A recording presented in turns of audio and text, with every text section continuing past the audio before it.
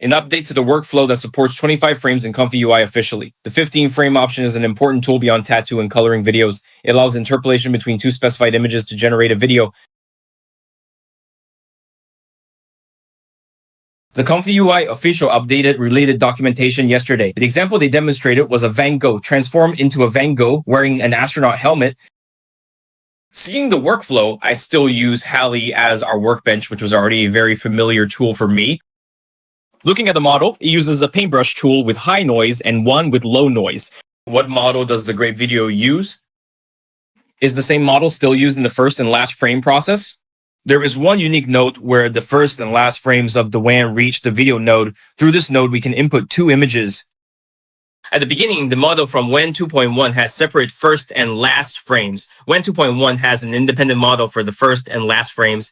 We actually use the Great Video model to generate the first and last frames. Do we need to encode the image again? For WAN 2.2, it's not necessary to do the ClipperVision code encoding. Feed in two images and apply constraints to their width and height. I've constrained them within 1200 by 1200 pixels. The field of view won't exceed 1200 pixels. The number of frames is 121. Our video has a frame rate of 24 frames per second. Dividing 121 by 24 gives us the official standard of 5 seconds. The model used here is LightX2V's image to video acceleration model, which allows the number of steps to be reduced to a very low level. If you use Sage Attention, there are two samplers, one for high noise and one for low noise. I've prepared 8 steps in total because there's an acceleration model. The first sampling ends at step 4. The second starts at step 4 and ends at step 8. Then decoding produces the result. This result corresponds to the two images before it. Make the mecha perform a dash and then assume a combat stance. The mecha itself is changing, and so is the background. It did a quick sprint in the video and then assumed a stance. It meets the requirements mostly. If we use an image-to-video model to generate the tail frames, the most common issue is that two images are separately converted into videos and then stitched together, resulting in a very stiff transition between them. So for such rigid transitions, my personal suggestion is to refine the prompt by using higher width and height values. So based on past experience, we can conclude that the aspect ratio has a significant impact on our quality loss.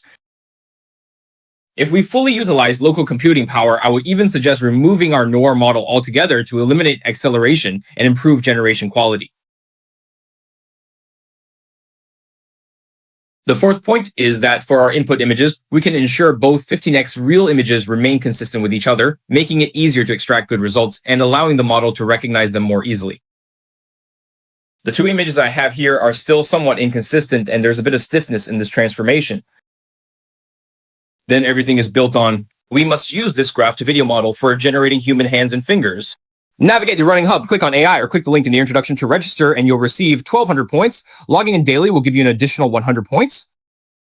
The corresponding AI workflow and one-click AI applications have been deployed online and can now be run and tested online. In fact, the outcome of the last step in our previous process wasn't too bad. However, if we recall, in the Y2.1 model, when we achieved significant improvements in the initial bone needle results, it was due to the emergence of the VSE model. But today, the official VSE model with 22 million parameters has not been released yet. If the official VSE model from Wanding could be released, it would significantly improve our results and take them to the next level. In the previous process of combining the Fusion X merge model with VSE, this was a relatively good result. No matter how unrelated the two images we input are, it can always force a relatively reasonable transformation. So if you want to achieve this level with Y2.2, you still need an updated Y2.2 model from VSE. Finally, let's take a look at a Y2.1 LoRA model called the Versatile Star, which has very interesting transformation effects, especially when it comes to humans. Here indicates that it is applicable to image-to-video models. It also works well for people with hand injuries. In short, it will make our model transformation smoother and more interesting. Whenever we insert a model into the LoRA workflow, it should always enhance the overall performance. So most of the content on this channel focuses on open source models and projects, but closed source models are where RunningHub really shines. It brought down the prices of many popular models like VQ.